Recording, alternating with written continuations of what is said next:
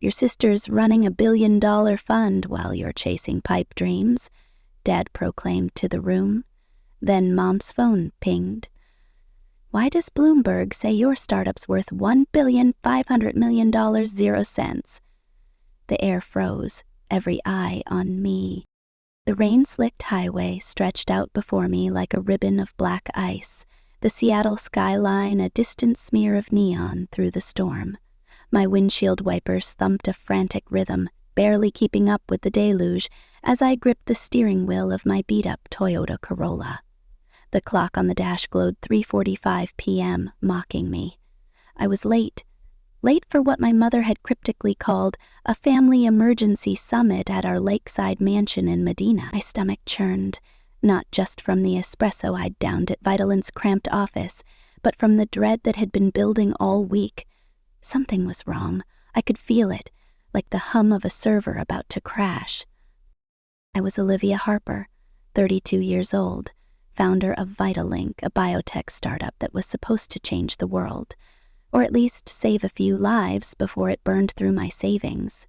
2 years ago, I'd walked away from a cushy cybersecurity job at a tech giant to chase a dream, an AI-driven platform that could match patients with rare diseases to cutting-edge treatments and clinical trials. It was a mission born from frustration, from watching patients drown in a sea of bureaucracy while I debugged code for systems that didn't care. But dreams don't pay rent, and Vitalink was teetering on the edge of collapse. My family, the illustrious Harpers of Seattle's elite, had made it clear they thought I was throwing my life away. The road curved sharply, hugging the cliffs above Lake Washington. My phone buzzed in the passenger seat, but I ignored it. Probably Zoe, my brilliant data scientist and co-founder, with another update on our algorithm's latest breakthrough. Or maybe another investor bailing. Then, in the rearview mirror, I saw it. A black SUV, its tinted windows swallowing the dim light, roaring up behind me. My heart skipped. The highway was empty except for us, the storm keeping most sane drivers off the road. I pressed the gas, the Corolla's engine whining in protest, but the SUV closed the gap, its grille looming like a predator's maw. Easy, Olivia, I muttered, knuckles white, probably just some jerk in a hurry. But the SUV didn't pass. It swerved closer, its bumper kissing mine. My car lurched, tires skidding on the wet asphalt. "What the hell?" I gasped, adrenaline spiking. I floored the pedal, the speedometer creeping past 70, but the SUV matched me effortlessly. It veered left, then right, forcing me toward the cliff's edge. Below, the lake's dark waters churned, waiting to swallow me whole. This wasn't random. Someone wanted me off this road, permanently. My mind raced to the cryptic email I'd received last week. Abandon Vitalink or face the abyss. I'd dismissed it as a prank, some troll trying to rattle me. Now, with the SUV's headlights blinding me, it felt like a prophecy. I jerked the wheel, swerving back toward the center line, but the SUV rammed my rear bumper. The Corolla fishtailed, gravel spitting as I veered onto the shoulder. The cliff was inches away, a sheer drop to oblivion. "Come on, come on!" I screamed, wrestling the wheel. My tires caught traction, and I yanked the car back onto the highway, heart pounding like a war drum. The SUV hesitated, then peeled off, vanishing into the storm as quickly as it had appeared. I didn't slow down until I hit the exit for Medina, my hands trembling so badly I could barely steer. Whoever they were, they'd meant to kill me, and I had no idea why. The Harper mansion loomed ahead, a glass and steel fortress perched on the lake's edge, its lights cutting through the rain like a lighthouse. I parked in the circular driveway, my Corolla looking like a stray dog among the sleek Teslas and Mercedes belonging to my extended family. Uncle James, Aunt Lily, and God help me, Claire's lawyer were here. This wasn't a summit, it was an ambush. I sat in the car for a moment, catching my breath, the near-death chase replaying in my mind.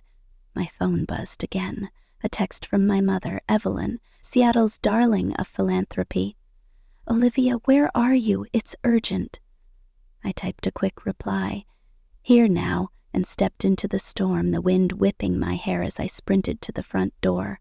The weight of the day pressed on me, the chase, the summit, the constant grind of keeping Vitalink alive. I was exhausted, but Harpers don't crumble, we endure. Evelyn opened the door before I could knock, her perfectly tailored blazer and pearl earrings a stark contrast to my rain-soaked jeans and hoodie. Olivia, thank God, she said, her voice tight with something between relief and reproach. You're soaked. Everyone's waiting. Everyone? I echoed, stepping into the foyer. The air smelled of cedar and old money, the kind of wealth that buys silence and obedience. Mom, what's going on? You said emergency, but this looks like a damn convention. She avoided my eyes, ushering me toward the living room. Your father feels we need to talk. It's important. The living room was a stage set for judgment. My father, Richard Harper, stood by the marble fireplace, his tech mogul swagger undimmed at 65. His empire, Harper Tech, had redefined cloud computing, and he wore his success like a crown. Across from him, my sister Claire sat on a leather sofa, her blonde hair pulled into a flawless chignon, her hedge fund manager's poise radiating quiet superiority. She was 35, 3 years my senior, and the family's golden child. Around the room, a jury of relatives and strangers. Uncle James, a retired CFO, Aunt Lillian, a society matron, Claire's lawyer, a slick guy in a pinstripe suit, and, most bizarrely, Evelyn's financial advisor, Bradley, looking like he'd rather be anywhere else. Olivia, Richard said, his voice a low growl. Sit down. He gestured to a lone chair in the center, like I was a defendant in a kangaroo court. I stayed standing, my wet sneakers squeaking on the hardwood. What is this? I asked, scanning the room. You've got half of Seattle's elite here to, what, stage an intervention? Richard's jaw tightened. We're here because you're throwing your life away on that startup of yours. Vitalink? 2 years, Olivia, and what do you have to show for it? A failing company, a broken engagement, and a bank account on life support. The words hit like a slap, but I'd heard them before. Growing up in the Harper household was like living in a pressure cooker. Success wasn't optional, it was mandatory, and it had a narrow definition. Richard, the self-made billionaire, and Evelyn, the face of every charity gala, had built a world where achievement was measured in stock options and corner offices. Claire, with her Ivy League degrees and Wall Street conquests, was their masterpiece. Me? I was the glitch in their perfect code. As a kid, I'd been the one taking apart radios to build my own circuits, sketching apps in notebooks while Claire memorized SAT vocab. I'd pitch wild ideas, like a 5th-grade science project to purify water with solar-powered nanobots. And Richard would smile that tight, patronizing smile. Clever, Olivia, but look at Claire's project. Straightforward, reliable, first place.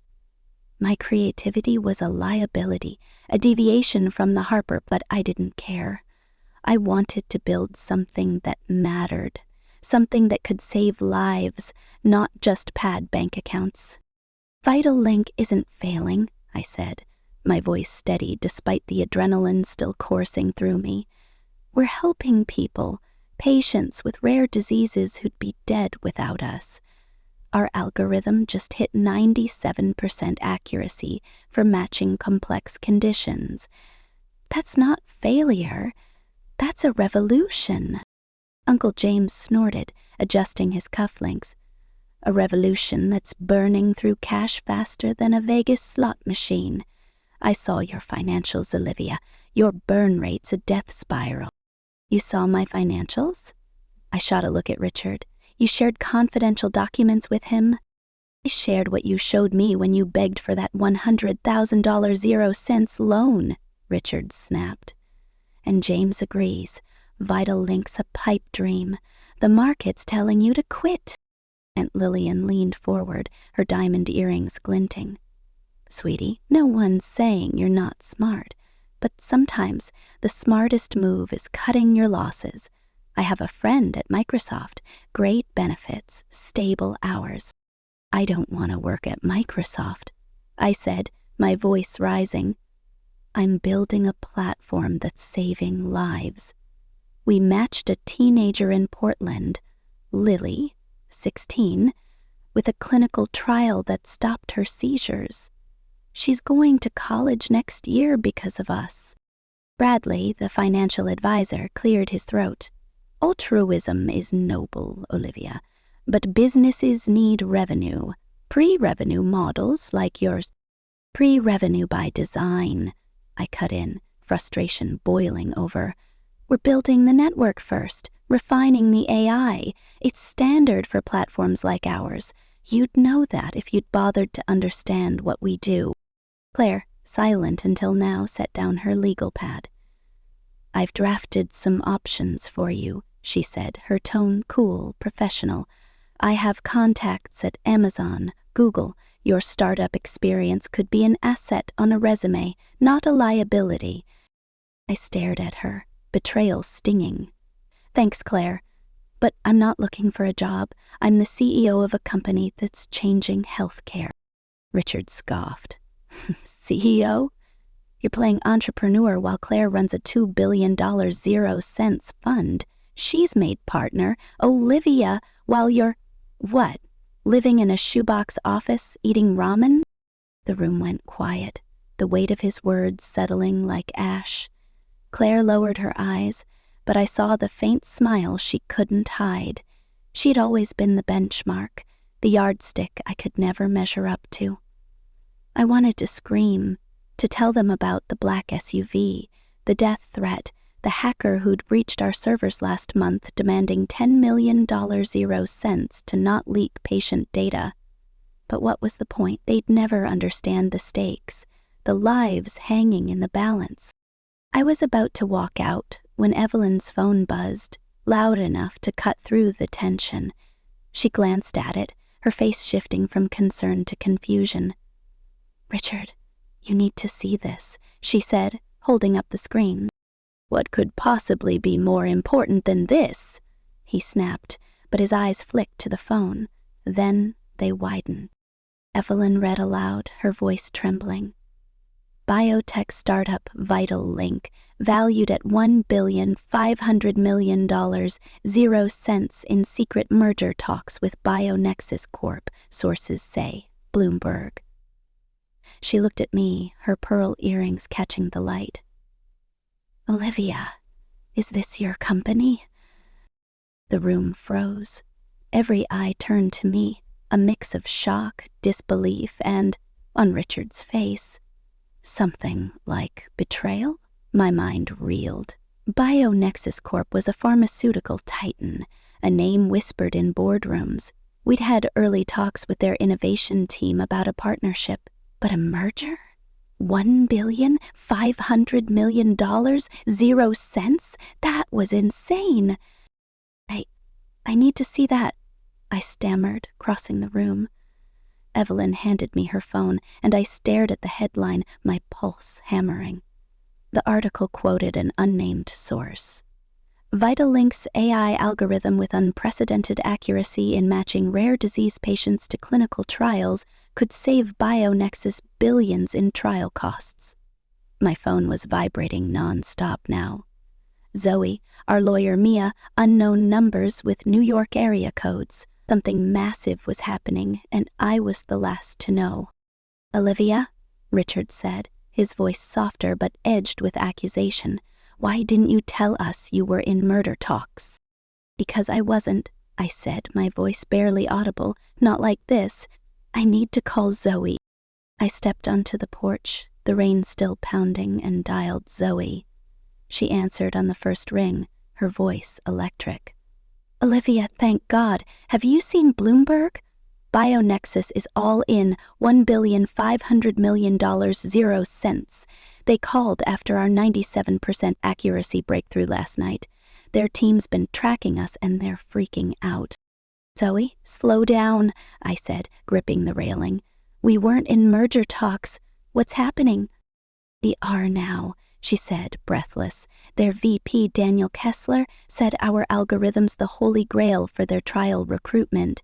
They leaked the valuation to lock in their board. Mia's losing her mind trying to reach you. I glanced back at the living room, where my family was huddled around Claire's phone, probably reading the article. I met my parents. They were staging an intervention to shut Vitalink down. Then this. Zoe laughed, sharp and disbelieving. That's poetic. Get to the office. We've got a war room set up. This is our shot, Olivia, but it's gonna be a fight. I hung up, my mind spinning. The black SUV, the death threat, the hacker. Were they connected to this? Bionexus? A rival? Someone who wanted Vitalink dead before it could soar? I didn't know, but one thing was clear. I'd just survived an attempt on my life, walked into a family ambush, and now my startup was calling news. The abyss was calling, but I wasn't falling in. Not yet. I was 6 when I built my first computer from spare parts in Richard's garage, a clunky thing that barely ran but filled me with pride. He'd patted my head, said it was cute, then pointed to Claire's spelling bee trophy. That's real achievement, Olivia. By high school, I was coding apps for fun, dreaming of systems that could solve real problems, while Claire aced debate and collected Ivy League acceptance letters. I didn't hate her for it. She was my sister, my sometimes confidant. But the constant comparison carved a wound that never quite healed. In my escape, I dove into cybersecurity and bioinformatics, graduating with honors and a chip on my shoulder. I landed a job at a tech giant debugging patient data systems for hospitals.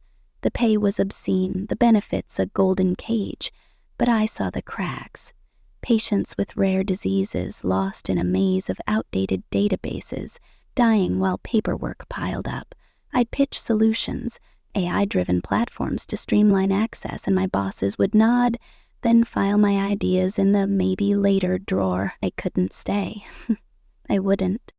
Vitalink was born in a coffee shop, over late-night talks with Zoe Chen, a data scientist I'd met at the tech giant. She was a prodigy, her mind a labyrinth of algorithms and empathy. We sketched our vision on napkins, an AI platform that could match rare disease patients to specialists and trials in days, not years. We quit our jobs, rented a dingy office in Pioneer Square, and poured everything into it. Savings, sleep, sanity. Richard gave us $200,000, 0 cents in seed funding, but it came with strings, quarterly reports, ROI projections, his voice in my ear demanding results. Evelyn was kinder, her charity work giving her a soft spot for causes, but even she urged caution. You're so bright, Olivia. Don't risk everything on a whim. The first year was a blur of code and coffee.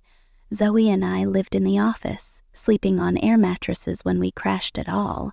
Our algorithm was a beast, learning to parse medical data with eerie precision.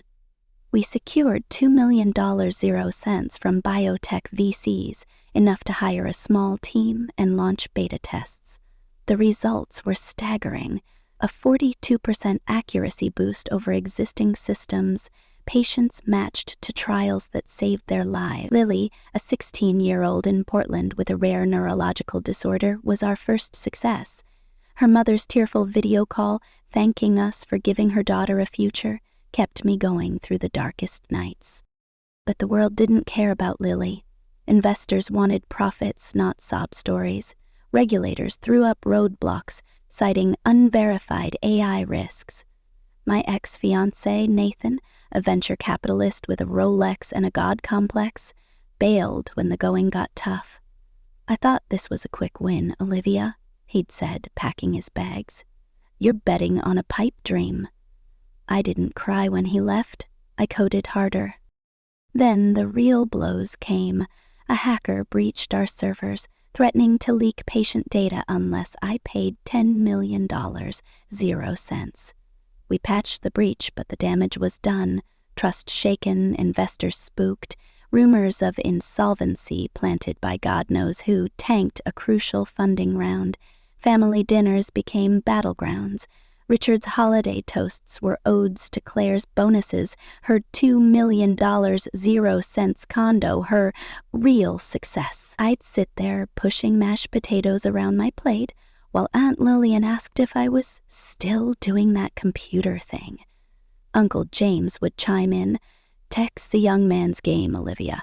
Why not consult? Steady paycheck." I kept fighting. Zoe and I pushed the algorithm to 97% accuracy, a breakthrough that could rewrite clinical trials. We were close, so close to proving Vitalink wasn't just a dream, but the world kept trying to break me. The death threat last week, the black SUV today, and now this summit. I was running out of strength, out of time. Back in the living room, the mood had shifted. Richard was on his phone, scrolling through the Bloomberg article, his face a mix of pride and suspicion. Claire was explaining unicorn valuations to Aunt Lillian, her voice clipped like she was briefing a client.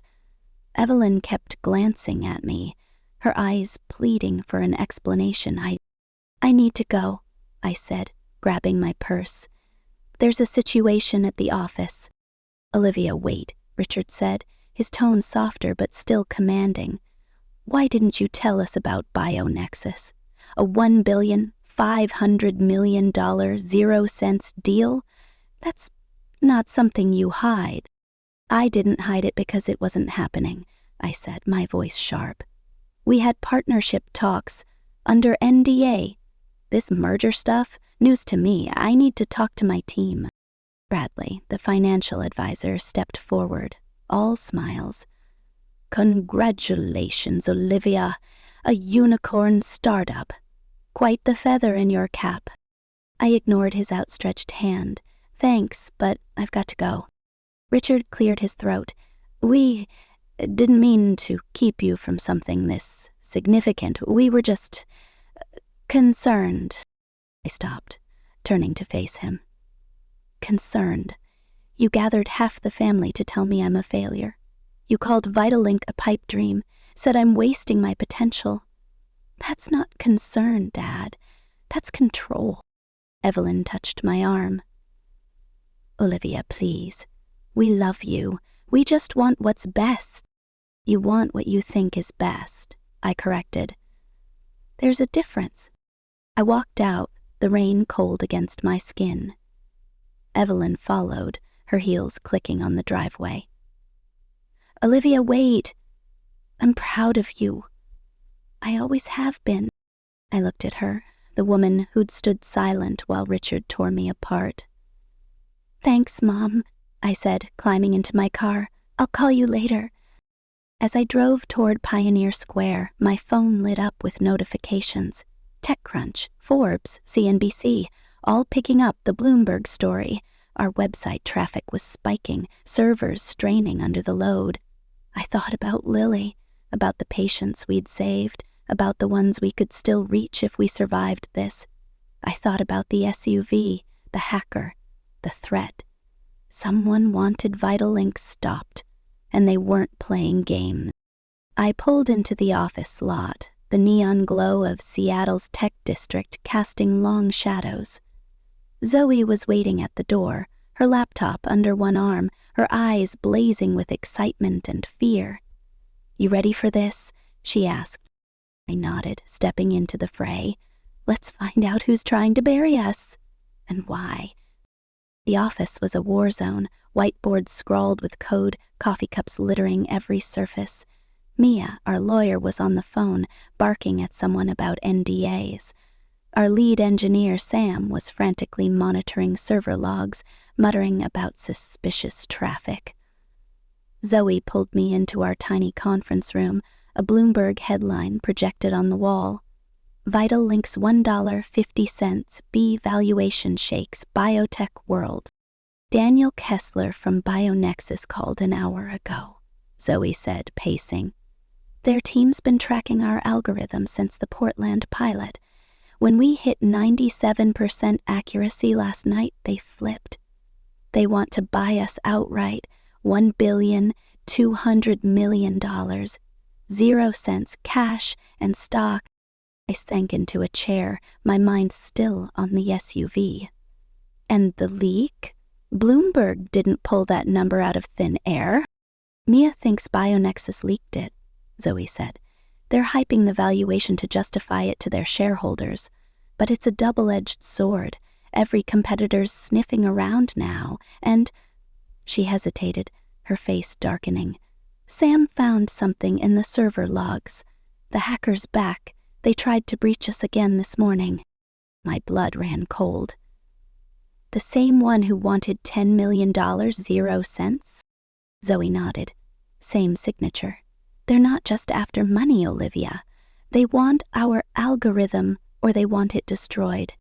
I thought about the death threat, face the abyss.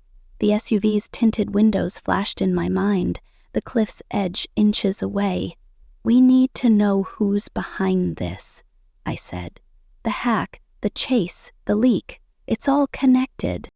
Mia hung up her phone and joined us, her expression grim. I just spoke to a contact at Bionexus. The merger talks are real, but they're not the only ones interested. A rival biotech, NextGen, has been asking questions. And get this, their CEO was spotted with Nathan last week. Nathan, I said, my stomach twisting. My ex-fiancé, the man who'd walked out when Vitalink hit rough waters, was circling back now? What's he got to do with this? Mia shrugged. No idea, but it's not a coincidence. We need to move fast.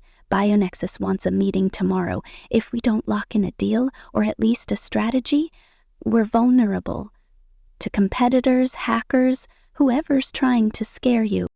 I stood, pacing the room. The weight of it all.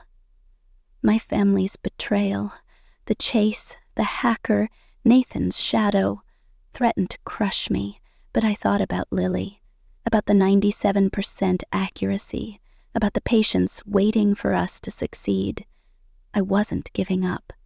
Not now. Not ever. Set the meeting, I told Mia, and get Sam to trace that hack. We're not just fighting for Vitalink. We're fighting for our lives. As the night wore on, the office became a fortress of caffeine and determination.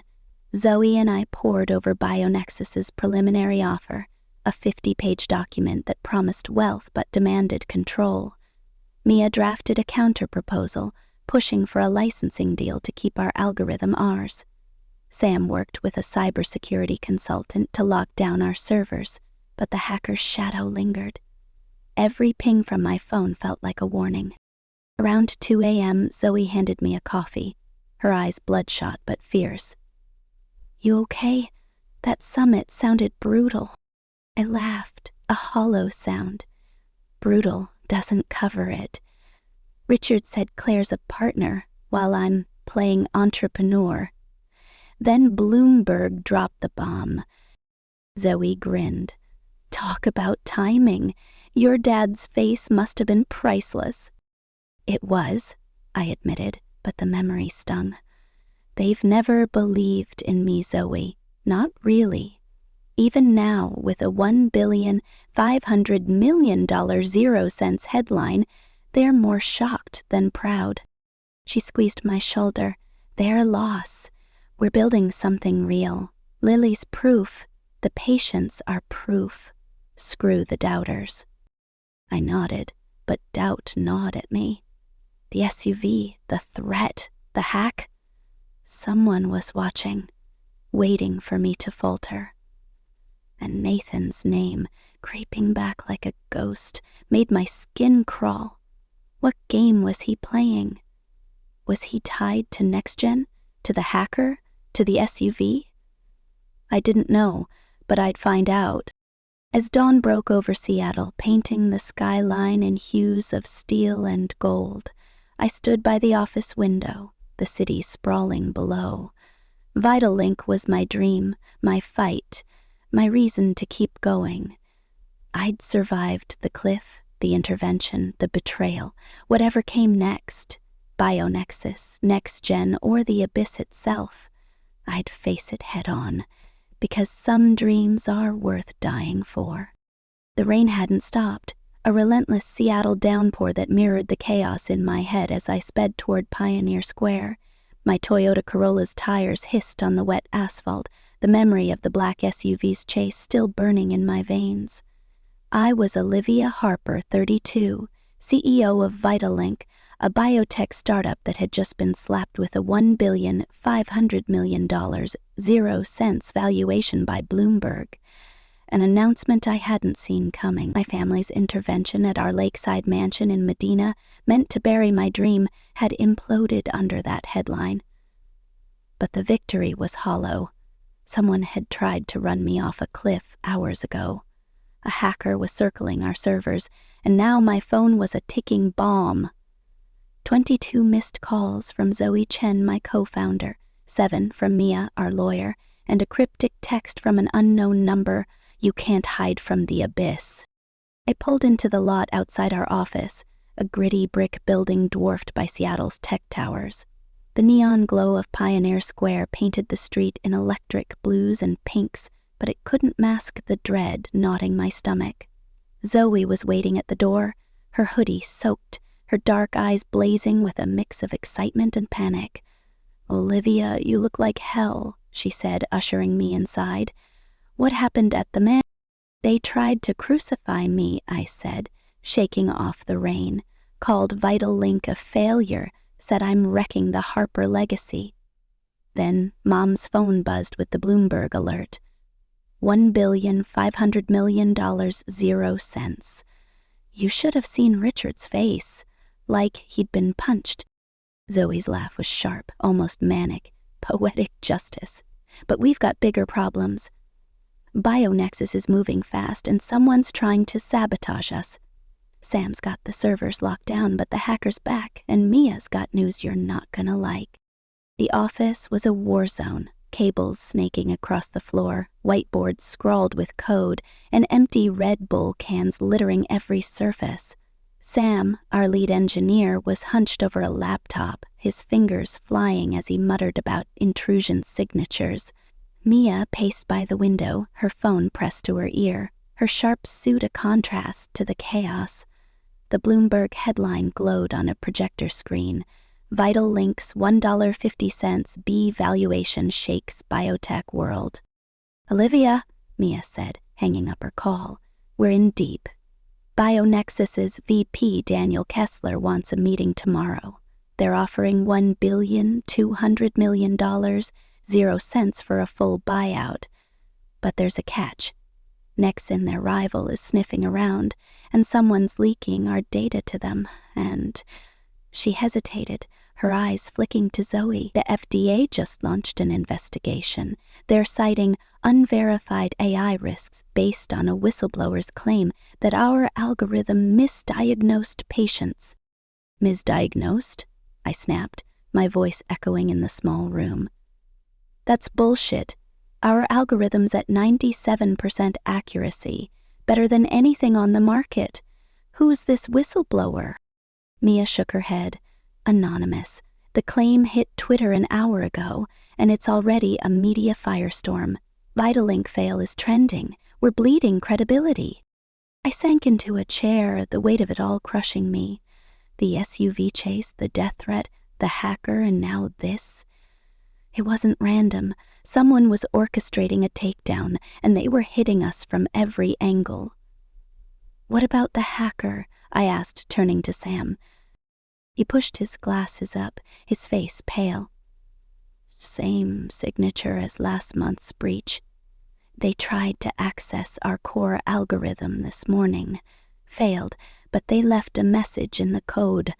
Wick or die." My blood ran cold. I flashed back to 2 weeks ago, when I'd come into the office to find it vandalized.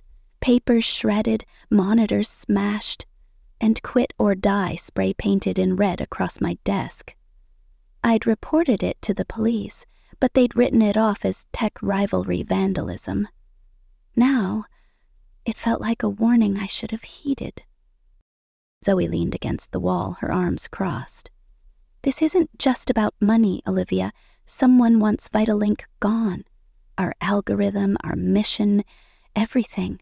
And I'm betting it's tied to BioNexus or NextGen, maybe both. I nodded, my mind racing. BioNexus's sudden $1,500,000,000 0 cents valuation leak was no accident. Zoe had said they'd contacted her after our 97% accuracy breakthrough last night, a milestone that could save billions in clinical trial costs. But why leak it? To pressure us into selling? To inflate their stock? And NextGen? Why was their CEO cozying up to Nathan, my ex-fiancé, the man who'd called Vitalink a reckless gamble before walking out? The pieces didn't fit, but they all pointed to one truth. We were in a fight for survival. The next morning, I woke up on the office couch, my neck stiff and my phone buzzing with notifications. TechCrunch, Forbes, and CNN had picked up the Bloomberg story, but the Vitalink fail hashtag was drowning out the praise. Tweets accused us of playing God with AI, of endangering lives for profit. The whistleblowers claim that our algorithm had misdiagnosed patients, had no evidence, but the internet didn't care. Our website traffic was spiking, but so were the hate comments. I scrolled through them, my chest tightening. Vitalink's a scam. Shut it down. AI can't replace doctors. People will die. Zoe handed me a coffee, her face grim. We've got a bigger problem. A rival startup, Synapse Tech, just filed a lawsuit. They're claiming we stole their IP, specifically our matching algorithm. They're asking for $50 million, 0 cents, and an injunction to halt our operations. I nearly dropped the coffee. Stole their IP? That's insane. Our algorithm's proprietary for order to level people out. We asked them to sign themselves out at the end of? You and I built it from scratch. I know, Zoe said, her voice tight. But their CEO's got deep pockets and a vendetta. Mia thinks it's a coordinated hit. Synapse Tech, the whistleblower, the hacker, someone's pulling strings. Mia joined us, her laptop open, to a legal brief. Synapse Tech's lawsuit is flimsy, but it's designed to bleed us dry. Legal fees alone could bankrupt us before we get to court. And the FDA investigation? They're demanding access to our patient data by Friday. If we comply, we risk privacy violations. If we don't, they could shut us down. I paced the room, my mind a storm of fear and fury. Vitalink was my life, my mission to save patients like Lily, the 16-year-old whose seizures stopped because of us. 2 years ago, I'd walked away from a 6-figure salary to build this, to fix a broken healthcare system that let people die while bureaucrats shuffled papers. Now, it was unraveling, hacked, sued, investigated, and targeted by a shadowy enemy who'd already tried to kill me. We need to know who's behind this, I said, stopping in front of the whiteboard. The hacker, the whistleblower, Synapse Tech, the SUV. There's a pattern. And Nathan. Mia, you said he was with NextGen's CEO. What's his play? Mia hesitated, then pulled up an email on her laptop. My contact at NextGen sent this last night. It's a photo from a biotech conference in San Francisco. Nathan's there, shaking hands with NextGen's CEO Victor Lang. And look who's in the background. She zoomed in, revealing a man in a dark suit, his face half hidden. That's Daniel Kessler, BioNexus's VP, the same guy pushing the $1,200,000,000 0 cents buyout. Zoe whistled. So Nathan's playing both sides? BioNexus and NextGen? What's his endgame? I don't know, I said, my stomach twisting. Nathan had always been ambitious, his venture capitalist charm masking a ruthless streak. He'd left me when Vitalink hit rough waters, but now, with a $1,500,000,000 0 cents headline, he was circling back. Was he the anonymous BioNexus source, The one fueling the valuation hype? Or was he deeper in this, tied to the hacker, the SUV, the threats? "We need to focus," Mia said. "The BioNexus meeting's in 3 hours. They're expecting an answer on the buyout. If we say no, we're exposed. Synapse-Tech's lawsuit, the FDA, the media. If we say yes, we lose control of Vitallink." "What's your call, Olivia?" I looked at Zoe, her eyes fierce with the same fire that had kept us going through 2 years of hell. I thought about Lily, about the 8,000 patients we'd matched in our beta tests, about the ones we could still save. "We don't sell," I said finally. "We counter with a licensing deal. They get access to our algorithm, we keep ownership, and we fight the lawsuit, the FDA, the hacker, whatever it takes." Zoe grinned. "That's my girl." Mia nodded, but her face was grim. "It's a gamble, Olivia. If we misstep, Vitallink's done, and you're a target. That SUV wasn't random." "I know," I said, my voice steady despite the fear. "But I'm not running." The BioNexus meeting was set for a sleek conference room in their downtown Seattle headquarters, a glass tower that screamed money and power. Zoe and I arrived early, flanked by Mia and Sam, who'd brought a laptop loaded with our algorithm's latest data. The rain had slowed to a drizzle, but the city felt oppressive, its skyline a jagged silhouette against a gray sky.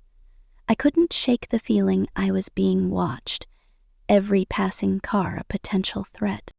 Daniel Kessler greeted us with a politician's smile, his tailored suit and silver hair exuding corporate confidence. "Olivia, Zoe, welcome. Quite a week for Vitallink, huh?" His tone was too casual, like he hadn't just dropped a $1,500,000,000 0 cents bomb on our lives. "Let's cut to it," I said, sitting across from him. "You leaked the valuation to Bloomberg. Why?" Kessler's smile didn't waver. "The market needed to know Vitallink's value. Your algorithm, 97% accuracy. It's a game changer. We want it, and we're willing to pay $1,200,000,000 0 cents. Full buyout, clean exit. You walk away rich, we take the reins." Zoe leaned forward, her voice sharp. "And what happens to our mission? Matching patients with rare diseases to trials? You'll turn it into a profit machine, cherry-pick the data for your blockbuster drugs." Kessler raised an eyebrow. "Business is business, Miss Chen. But with BioNexus's resources, your platform could reach millions. Isn't that what you want?" "Not if it means losing control," I said. "We're countering with a licensing deal. $700 million, 0 cents up front, exclusive access to our algorithm, but Vitallink retains IP ownership and oversight on implementation. Take it or leave it." The room went quiet. Kessler's smile faded, his eyes narrowing. "Bold move, Olivia. But you're not in a strong position. The FDA's breathing down your neck. Synapse-Tech's lawsuit could cripple you, and that whistleblower's claims are tanking your reputation. Sell now, or you might not have a company to license." Mia slid a folder across the table. "Our counter-proposal's in there, along with data proving our algorithm's accuracy. The whistleblower's claims are baseless. We've already requested an independent audit. As for Synapse-Tech, their lawsuit's a bluff. We're ready to fight." Kessler leaned back, studying us. "You're gambling with high stakes, ladies. I'll take this to our board, but don't expect them to play nice. And a word of advice?" His voice dropped, a hint of menace creeping in. "Watch your backs. The biotech world's not kind to dreamers." As we left the tower, Zoe grabbed my arm. "He knows something, Olivia. That watch your backs line? It wasn't just corporate bullshit." I nodded, my mind flashing to the SUV, the vandalized office, the death threat. "We need to dig deeper. Sam, can you trace the hacker's IP? And, Mia, find out what Nathan's doing with NextGen and BioNexus. If Kessler's playing dirty, we need leverage. That night, the office was a fortress of paranoia. Sam worked with a cybersecurity expert to trace the hacker's trail, while Zoe and I reviewed BioNexus's proposal, looking for traps. Mia was on the phone with a private investigator, digging into Nathan's recent moves. Around midnight, Sam burst into the conference room, his face ashen. "I found something," he said, pulling up a log on his laptop. "The hacker's IP traces to a server in Bellevue, leased by a shell company. Guess who's listed as a director? Victor Lang, NextGen's CEO." Zoe swore. "So NextGen's behind the hack, and Nathan's tied to Lang. What are they after?" "Summer algorithm," I said, my voice low. "If they can't buy it, they'll steal it, or destroy us trying." Mia hung up her call, her expression grim. "My PI just confirmed Nathan's been meeting with Lang and Kessler separately. He's brokering something, maybe a bidding war, maybe sabotage, and there's more. Richard, your dad, was spotted at a NextGen office last week." I froze. "Richard? My father? Why would he?" "I don't know," Mia said, "but it's not a coincidence. He's been vocal about wanting you to sell VitalLink. Maybe he's cutting a deal with NextGen to force your hand." The betrayal hit like a sledgehammer. Richard, the man who'd called VitalLink a sinking ship, who'd staged the intervention to break me, was he now conspiring with our enemies? I thought back to Thanksgiving, when relatives had mocked VitalLink as a hobby, pushing corporate jobs while Richard toasted Claire's success. Had he been planning this all along? "We need proof," I said, my voice shaking with anger. "If Richard's betraying us, I want to know why." Zoe nodded. "And we need to protect the algorithm. If NextGen's hacking us, they're close to cracking our encryption. We should move the core code to an air-gapped server." "Agreed," I said. "Sam, set it up. And Mia, get that PI to tail Nathan and Richard. We're not just fighting for VitalLink, we're fighting a war." The next morning, I drove to the office alone, the rain a constant companion.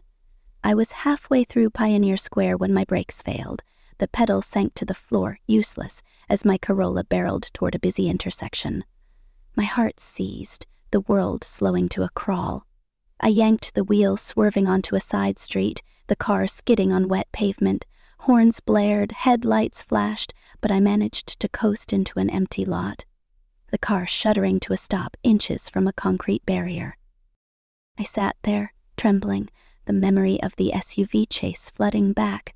This wasn't an accident. Someone had tampered with my brakes, just like they'd spiked my drink at the intervention. I'd swapped glasses with Claire that night, a gut instinct after feeling dizzy, and she'd collapsed, rushed to the hospital with suspected poisoning. She was fine now, but the message was clear. I was a target. I called Zoe, my voice shaking. "My brakes were cut. I'm okay, but someone's trying to kill me." "Jesus, Olivia," she said, her voice tight. "Get to the office.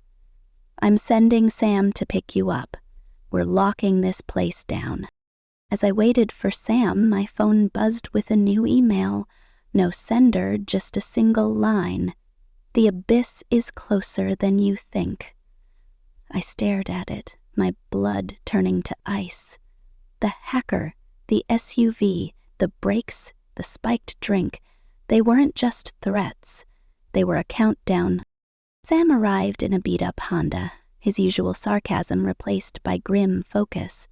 "We're moving the algorithm to a secure server tonight," he said as we drove. "But, Olivia, this is bigger than NextGen. That shell company, it's linked to a dark pool fund. Serious money, offshore accounts. Someone's bankrolling this." "Like who?" I asked, my mind spinning. "BioNexus? NextGen? Richard?" "I don't know," Sam said. But we're poking a bear and it's pissed.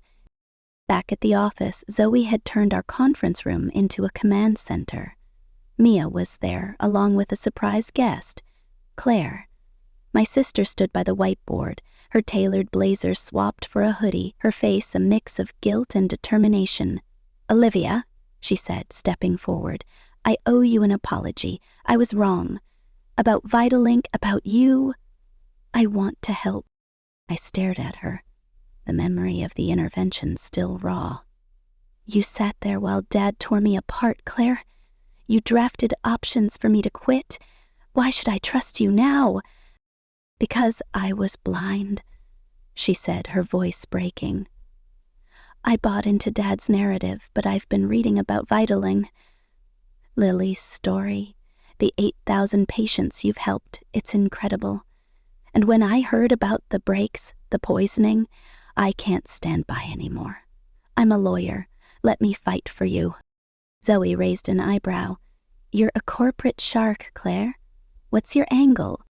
"No angle," Claire said. "I'm done being Dad's puppet. Olivia's my sister and Vitalink's worth fighting for. I've got contacts at the FDA and I can tear Synapse Tech's lawsuit apart. Let me try." I hesitated, then nodded. "Okay. But no games, Claire. We're in a war and I need to know you're all in." "I am," she said, her eyes steady. "Start with the BioNexus deal. Their buyout's a trap. Too many clauses that strip your control. Push for a licensing structure instead. It's less money up front, but keeps Vitalink yours." Mia nodded. "She's right.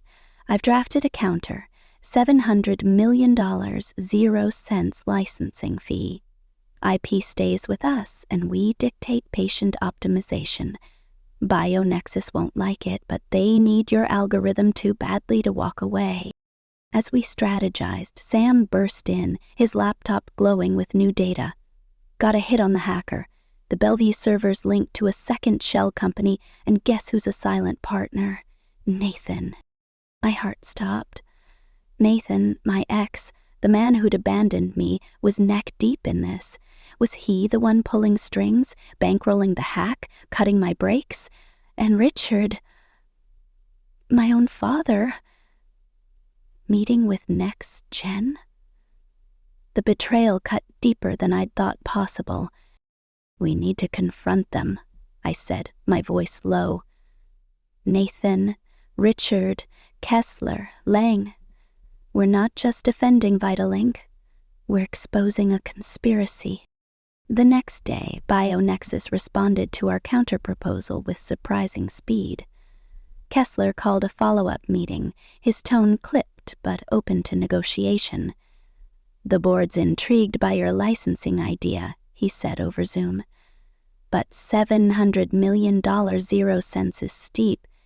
We'll counter with $500 million 0 cents plus performance incentives. And we want exclusivity. No deals with Next Gen or anyone else." Zoe and I exchanged a look. It was a good offer, better than we'd expected, but Kessler's mention of Next Gen set off alarms. Did he know about Nathan's meetings? Richard's? We agreed to meet in person the next day to finalize terms, but I couldn't shake the feeling we were walking into a trap. That night, as I worked late in the office, a shadow moved outside the window. My heart leaped, the memory of the vandalized office flashing back. I grabbed a letter opener from my desk, my pulse racing. But the shadow vanished. Then my phone buzzed with a new email. No sender, just a photo. Me leaving the BioNexus tower yesterday with a red X drawn over my face. I called Zoe, my voice shaking. "They're watching me. Someone's outside the office." "Lock the door," she said, her voice urgent. "I'm on my way with Sam. Don't move." As I waited, barricaded in the conference room, my mind raced. The hacker, the SUV, the brakes, the photo. They were closing in. But why? What was so threatening about Vitalink that someone would kill to stop it? The algorithm was powerful, sure, but this felt personal. A vendetta I couldn't yet name. Zoe and Sam arrived, sweeping the building with a security guard. They found nothing. No shadow, no trace, but the photo was real, time-stamped hours ago. "We're moving you to a safe house," Zoe said, her voice firm. "This is beyond corporate games." "No," I said, my jaw set. "I'm not hiding. We confront this head-on. Tomorrow we meet BioNexus, expose Nathan, and find out what Richard's doing with NextGen. Then we end this." The BioNexus meeting was a high-stakes chess game. Kessler sat across from us, flanked by 2 board members, their faces unreadable. Claire was there, her legal pad filled with notes, her presence a quiet anchor. Mia presented our revised licensing deal, $600 million, 0 cents, IP control, and strict patient locacy terms. Kessler leaned back, his eyes flicking to his colleagues. "It's a bold ask," he said, "but your algorithm's worth it. We'll agree to $550 million, 0 cents, with incentives that could push it past $1 billion, 0 cents if trial recruitment hits targets." I hesitated, the weight of the moment crushing. This was our lifeline, money to fight Synaptech, the FDA, the hacker. But Kessler's calm felt too practiced, his deal too clean. Was he playing us, luring us into a false sense of security? Before I could answer, Claire slid a folder across the table. "One condition," she said, her voice steel. "You disclose any contact with NextGen or Nathan Carter. We know he's been meeting with your team and Victor Lang. If you're playing both sides, this deal's off." Kessler's smile froze, a crack in his facade. "I don't know what you're implying, Ms. Harper, but BioNexus operates with integrity." "Then you won't mind signing a transparency clause," Claire said, tapping the folder. "Full disclosure of all third-party dealings, or we walk." The board members exchanged glances, their silence deafening. Kessler's jaw tightened, but he nodded. "We'll review the clause. Expect our response by tomorrow." As we left the tower, Zoe grabbed my arm. "Claire's a badass. Did you see Kessler's face? He's hiding something." I nodded, but my mind was on Richard. If he was working with NextGen, betraying his own daughter, I needed to know why. I called Evelyn, my voice trembling. "Mom, I need to see Dad. Now." Richard agreed to meet at his Harper Tech office, a sleek penthouse overlooking Puget Sound. I went alone, the rain a steady drumbeat as I rode the elevator to the top. He was waiting behind his desk, his billionaire swagger softened by something I couldn't name. Guilt, maybe, or fear. "Olivia," he said, standing. "I heard about the BioNexus deal. I'm proud of you." "Save it," I said, my voice cold. "Why were you meeting with NextGen? Are you trying to sabotage Vitalink?" His face paled, but he didn't deny it. "I was protecting you," he said, his voice low. "NextGen offered to buy Vitalink for $800 million, 0 cents last month. I thought it was your best shot, better than watching you crash and burn." "Protecting me?" I laughed, bitter. "You called my dream a sinking ship, staged an intervention to break me, and now you're cutting deals behind my back with Victor Lang, who's tied to the hacker trying to destroy us?" Richard's eyes widened. "Hacker? Olivia, I didn't—" "Don't lie," I snapped. "Nathan's working with Lang and you're in bed with them. Did you know someone cut my brakes, spiked my drink, tried to run me off a cliff? Or was that just collateral damage?" He sank into his chair, his face ashen. "I swear, I didn't know. I thought NextGen was a legitimate buyer. Nathan approached me, said it was your only way out. I was wrong, Olivia. I underestimated you." The apology hit harder than I expected, a crack in the wall between us, but it wasn't enough. "You betrayed me," I said, my voice breaking. "All my life you compared me to Claire, dismissed my dreams. Now, when Vitalink's changing lives, you're still trying to control me." He looked at me, his eyes wet.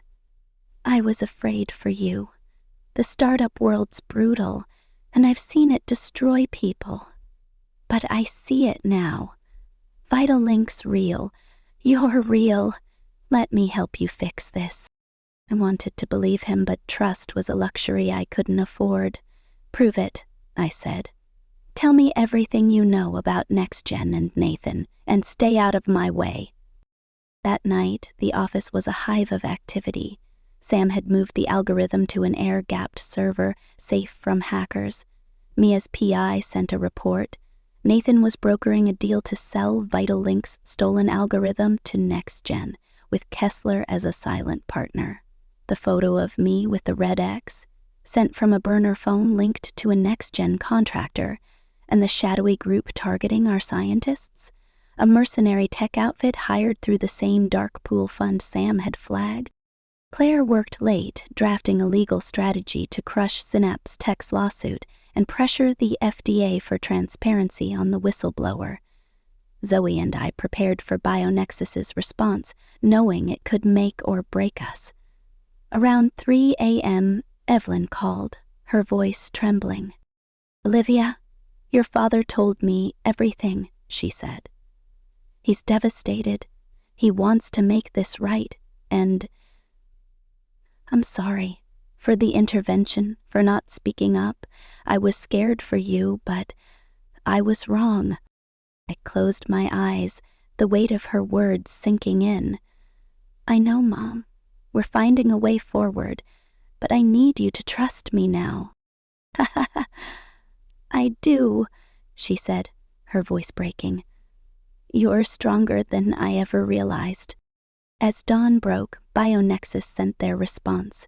They'd accept the $550 million 0 cents licensing deal with the transparency clause. It was a victory, a lifeline to keep Vitalink alive.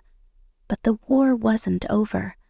Nathan, NextGen, the hacker, they were still out there, waiting for their next move. I stood by the office window, Seattle's skyline glowing in the morning light. Vitalink was my heart, my fight, my reason to keep going. I'd survived betrayal, sabotage, and death threats. I'd faced my family's doubt and emerged stronger. Whatever came next, I was ready, because some dreams are worth everything. The deal closed a week later, the $550 million, 0 cents wiring into Vitalink's accounts. We moved to a sleek downtown HQ, hiring 75 staff to scale our platform. Within 4 months, we'd matched 8,000 patients globally, their stories flooding our inbox, families reunited, lives saved. I bought a loft in Belltown, a real home after years of office couches. Zoe funded a scholarship for underrepresented coders, her way of giving back. Claire joined Vitalink's legal team, her corporate shark skills now fighting for patient rights. Richard and I were rebuilding slowly, his apology a fragile bridge. A year later, Vitalink operated in 15 countries, connecting 25,000 patients. The hacker was traced to a NextGen contractor, arrested after a sting operation. Nathan vanished, his venture capital firm collapsing under fraud allegations. Standing on my loft's balcony, I reflected on the journey. True success wasn't the money, the headlines, or even my family's pride. It was Lily, dancing at her prom. It was the patients we'd saved, the lives we'd changed. The abyss had come close, but I'd stared it down, and I'd do it again, for every dream worth fighting for.